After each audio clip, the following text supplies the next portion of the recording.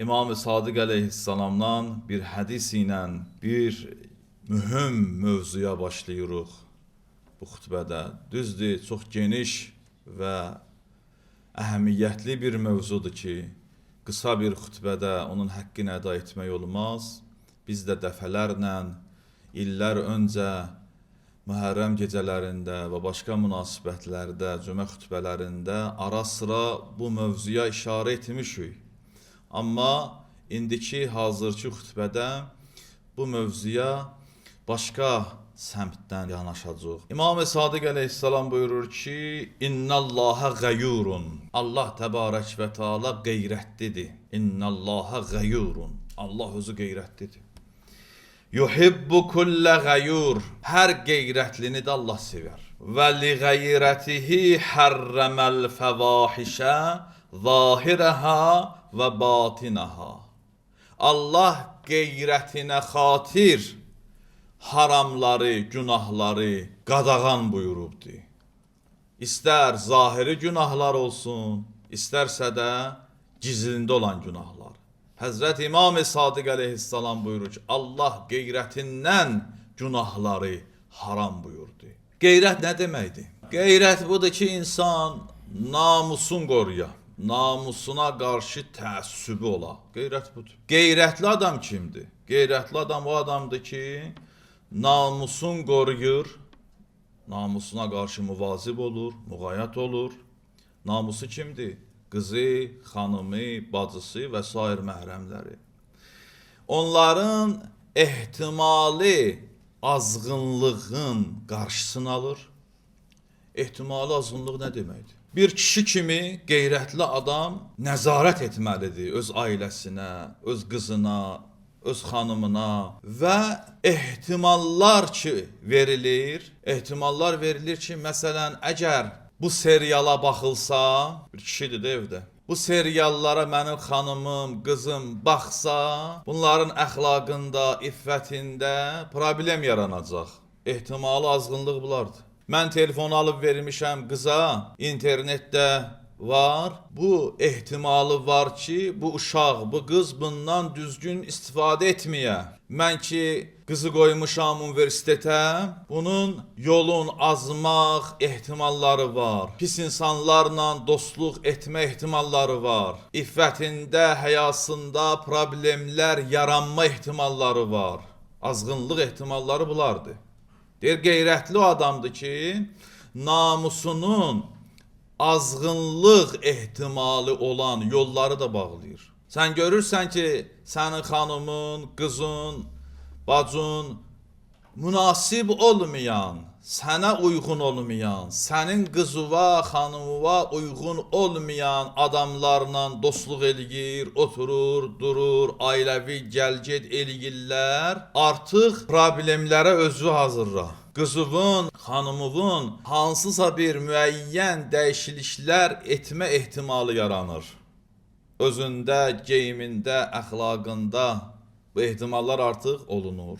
Qeyrətli adam budur ki, hətta ehtimalı azğınlıq yollarının da qarşısını alır. Qeyrətli adam odur ki, icazə vermir onun namusu naməhrəmlərlə əlaqədə olsun, danışsın, gülsün. Qeyrətli adam odur ki, icazə vermir təqvasız insanlar onun evinə gəlged etsin. Qeyrətli insanlar bunlardır. Qeyrətin fəlsəfəsi və faydaları nədir? Parantezdə bir məsələni gərək işarə edeyim. Qeyrət, qardaşlar, qısqanclıqdır.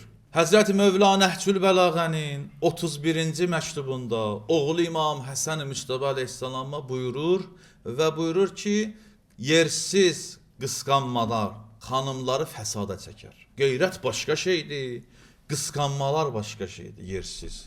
O nə deməkdir? Normal bir halda insan xanımından şübhələnə, qızından, bacısından şübhələr yarana onda və bu şübhələri onlara deyə, sən niyə bunu bu cür elədin, harda idin və s. ilaxir şübhələnmələr ki var, yersiz şübhələnmələr, yersiz qısqanmalar. Bu, hətta pak insanları belə fəsada apara bilər, Həzrəti Mövla buyurur. Bu parantezi bağlayıram. Yəni, qeyrətdən məqsəd qısqanmaq deyil. Qeyrət hər bir kişi üçün normal bir haldır və olmalıdır. Qeyrətin fəlsəfəsi və faydası nədir? Qeyrətin faydası budur ki, qeyrətin vasitəsilə ailələr möhkəmlənir. Kişi öz xanımına, qızına, gəlininə, bacısına nəzarət edir. Bu nəzarətin vasitəsilə ailələr möhkəmlənir. Qeyrətin vasitəsilə fəsadın, günahın qarşısı alınır. Hərc-mərcliyin qarşısı alınır. Yiyəsizliyin qarşısı alınır. Üfüdə belə deyərlər. Yiyəsizlik. Hər bir xanımın, hər bir qızın cəmiyyətdə sahibi olur. Bunun özü nəzm-intizam yaradır. Hərc-mərcliyin qarşısını alır. Qeyrətin vasitəsilə nəsillər qorunur və övladlar sevilir. Necə olur bu? Əgər fərzən, diqqət edin, qeyrət olmasa, fəsad, günah, zina çoxalar. Zina çoxaldı, nəsillər itir. Bilinmir kim kimin övladıdır. Övladlar sevilmir. Amma qeyrətin vasitəsilə nəsillər qorunur. Allahın hikmətinə bax. Kişiyə qeyrət verir ki, öz nəslin qorusun. Və bu qeyrətin vasitəsilə övladlar sevilir. Növbəti məsələ, qeyrətin mənşəi nədir? İnsanda qeyrət necə güclənir? İnsan neynəsin ki, daha qeyrətli olsun? Çox geniş bir mövzudur. Mən tələsi və qısa olaraq işarə edirəm. Deyir, istəyəsən qeyrətin güclü ola, gərək nəfsani istəklərinlə, şəhvətlərinlə mübarizə aparasan. Deyir, hər nə qədər insan nəfsani istəkləri ilə və şəhvətin istəkləri ilə mübarizə apara və günahların, köklərin öz varlığında, quruda, günah ki kök salır insan ruhunda, onları quruda daha qeyrətli olacaq. Hətta nəinki öz namusu, başqalarının namusuna qarşı da həssas olacaq, onlara pis gözdən baxmayacaq belə bir insan. Daha qeyrətli olur. Yaxşı, qeyrətsizliyin səbəbi nədir? İnsan nə üçün qeyrətsiz olur? Günümüzün dərdidir də bu. Düzdür, heç kəs özün qeyrətsiz bilmir, elədir. Amma hədislərə nəzər salanda qeyrətin normativləri var. Hansı insan qeyrətlidir, hansı insan qeyrətsizdir. Bunu bilmək çox çətin bir məsələdir. Allah Rəsulu və imamlarımız bunu bəyan ediblər. Elə bir gözəl xislətdir ki, hər kəs özün qeyrətli bilər. Hətta qeyrətsiz belə özün qeyrətli bilir. Belədir. Çünki ağır bir məsələdir bu. Kim etiraf edə bilər ki, mən qeyrətsizəm? Heç kəs etiraf eləmir. Yaxşı, nə olur ki, insanlar qeyrətsiz olur? Deyir, təqvasızlıq və azğınlıqda olmaq insanın qeyrətsizliyinə səbəb olur. Yəni, insan təqvasız olur. Təqvasız nə deməkdir? Yəni, haramlardan, günahlardan çəkinmir, iffətli olmur və azğınlıqda hərəkət edir. Yolun azıb, fəsad, zina, bu cür yaşayır özü. Zina eləyən adamın özü günahlardan, haramdan çəkinmir. Belə bir insanın qeyrəti zəifləyir. Deyir, yavaş-yavaş bu insanda qeyrət zəifləyir. Və öz iffətsizliyindən və namusunun iffətsizliyindən heç bir əziyyət çəkmir. Adiləşib onun üçün. Vəziyyət çox çətindir. Bu ümumi bir dərddir. Yaxşı, bundan necə bir çıxış yolu tapaq? Çıxış yolları yenə dinimizdə, şəriətimіздədir. Deyir, insan necə qeyrətsiz olur? Təqvasız olduğu üçün günahdan, haramdan çəkinmir, öz iffətini qorumur, artıq adi hal olubdur.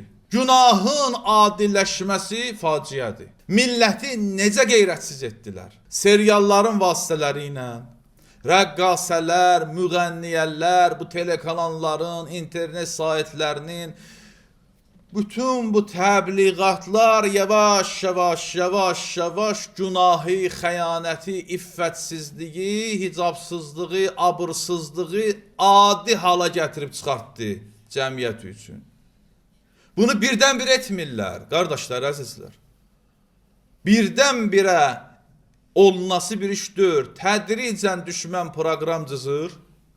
İllərlə, aylarla yavaş-yavaş bir cəmiyyətin üzərində işləyir.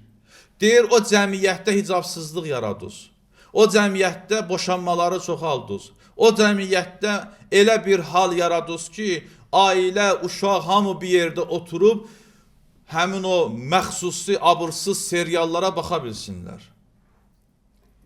Elə vəziyyət yaradız ki, naməhrəm məhrəmə qarışıb toylarda bu cür rahat rəqslər eləyə bilsinlər. Qabaq qız gəlin köçəndə ya oğlan evlənəndə öz böylərindən həya eləyərdilər, onların üzünə çıxmazdılar.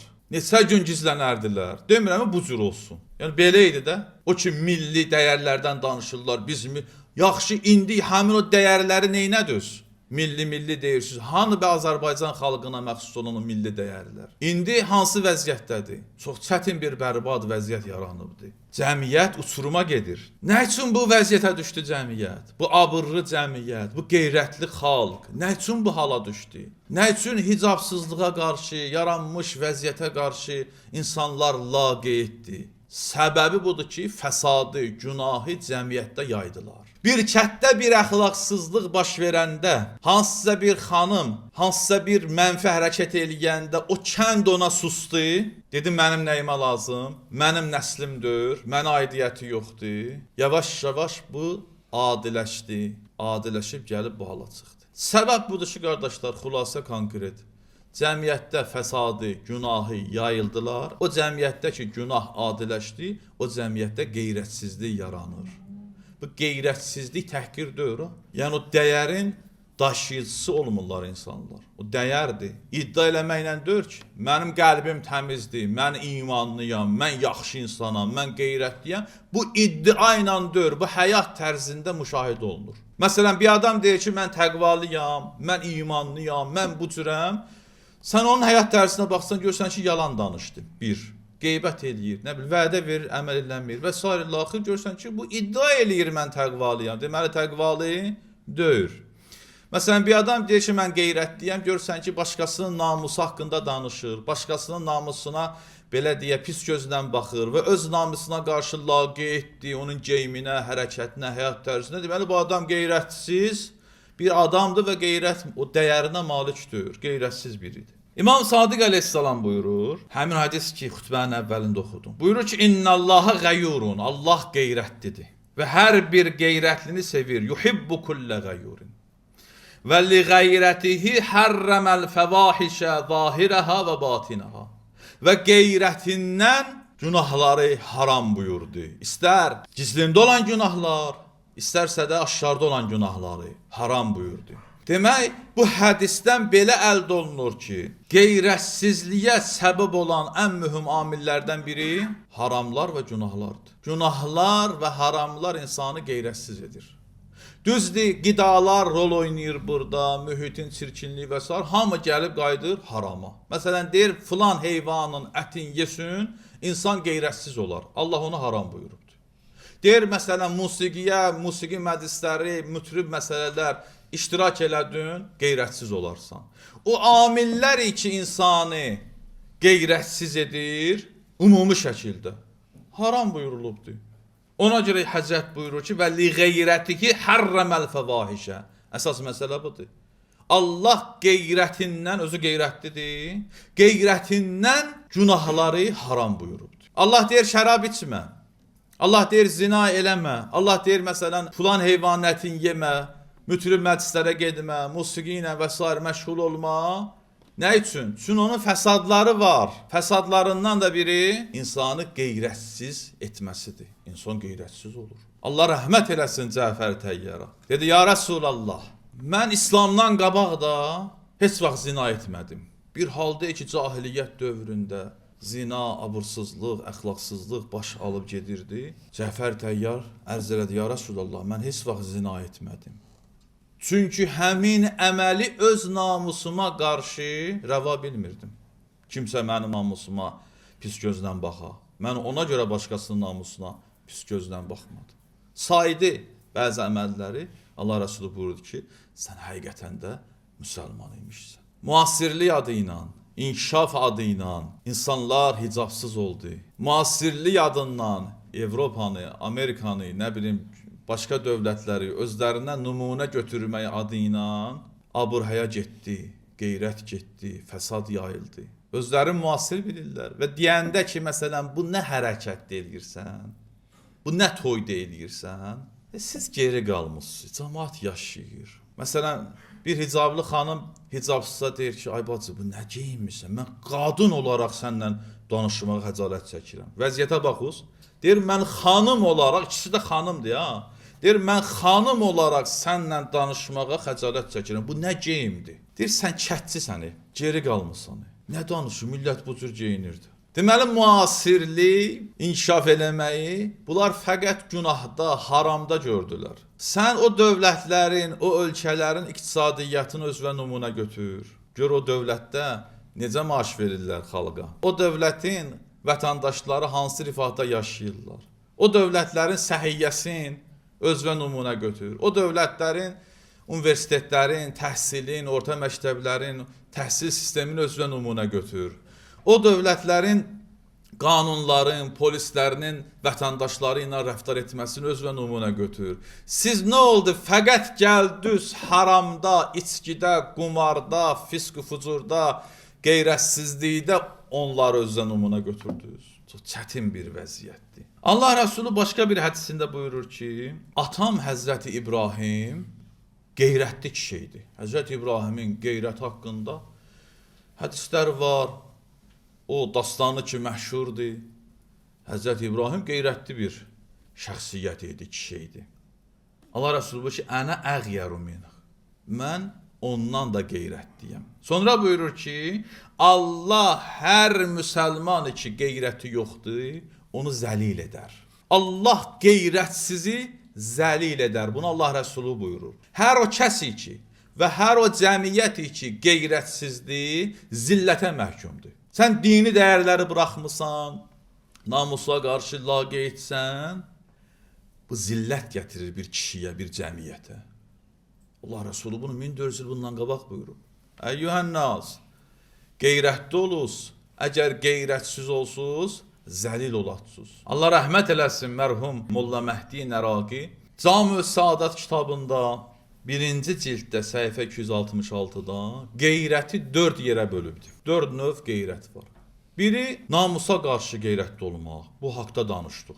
Birincisi. İkincisi dində qeyrətli olmaq. Nə deməkdir? Dini qeyrət. Dini qeyrət budur ki, insan dininə qarşı, məzhəbinə qarşı laqeyd olmuyor. İnsan dini qorumaq üçün, dini yaymaq üçün, dinin təbliği yolunda çalışır. Üçüncü qeyrət övladdadır. İnsan övladına qarşı qeyrətli olan. Nə deməkdir bu? Ki, övladların tərbiyəsində ciddi olan, qeyrətli insan övladlarına vaxt ayırmalıdır. Qızına, oğluna, nəvəsinə vaxt ayırır ki, onları dinlə tanış eləyir, İslam əxlaqı ilə tanış eləyir, onlara ilahi hökmləri, dinin hökmlərini öyrədir və onlara halal çörək verir. Bu övladda qeyrətli olmaq budur. Yoxsa saatlarla evə gəlmir, gecə saat 2-dir, 3-də evdə yoxdur. Uşaqlar inkişaf eləyir, uşaqların günləri, saatları keçir, xəbəri yoxdur, uşaq telefonda nə edir, internetdə nə edir, uşaq kimlərlə gəzir, uşaq hardadır, uşaq kimlə dostdur, uşaq namaz qıldı, qılmadı, dini hökmləri bildi ya yox, uşağıma hicab vacibdir ya yox, uşaq həddi buluq olubdur, uşağın təharətini bilir, dini hökmləri bilir, heç bir məsələyə qarşı həssasiyyəti yoxdur, belə vəzifəsini icra eləmir. Laqeyd olaraq yaşayır. Elə bilir ki, bəli, uşağı dünyaya gətirdim, pulun vermişəm, paltarını alıb verirəm, yeməyin, içməyin verirəm və salam, xeyr, belə deyir. Düzdür, vəzifələrindir bunlar, bunları gərək eləyəsən. Amma vaxt ayırmalısan, uşağın tərbiyəsində çalışmalısan. Qiyamətin günündə uşaq yapışacaq bir çoxlarının yaxasından. Deyəcək ki, mənə niyə haram çörək yedizdirdin? Sən mənə haram çörək yedizdirdin. Ailə üzvləri, məxsusən uşaqlar. Məsələn, xanımdır, var belə insanlar. Xanımlar var, təqvalıdır, dindardılar. Hətta xumusların belə verirlər, özləri qazanırlar, xumusların verirlər və çox əziyyət çəkirlər. Xanımdır, özü dindar, hicablı, təqvalı, əri fasiqdir. Halal, haram bilmir. Şərab içir. Bu yazıq evdə namaz qılır. Bu gəlib süfrədə şərab içir. Sual verir ki, mən neyniyim? Bunun şərab içdiyi qabları, qaşıqları, xulasa, istəkanları necə yuyum, nətər eləyim? Bir dəfə yox, iki də bu cür yaşayır bu insan. Qiyamətin günündə bunlar şikayət eləyəcək. Niyə haram gətirirdin evə? Niyə mənə haram yedizdirdin? Ay mənim atam. Sən mənə haram yedizdirdin. Mən Əhl-i Beyti sevə bilmədim.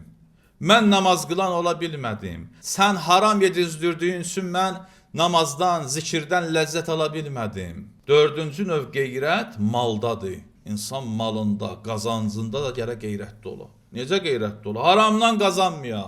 Kişi evinə halal çörək aparar. Çox qazanmaq yox, təmiz qazanmaq şərtdir. Az qazanmaq, fəhləlik, kasıb olmaq, bunlar eyb deyil. Oğurluq etmək eybdir. Haram qazanmaq eybdir. Bir adamdır, halal zəhməti ilə çörək qazanır, bir tikə də aparsa evinə halaldır. Allah yanında da üzü ağdır, ailəsinin, uşağının yanında da üzü ağdır, alnı açıqdır. Ki, mən evimə haram çörək gətirmədim.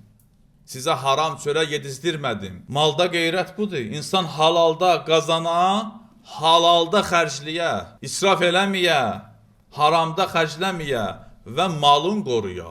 Malında da diqqətli ola. Allah-u Teala inşallah bizlərə bu qeyrətin növlərini nəsib eyləsin.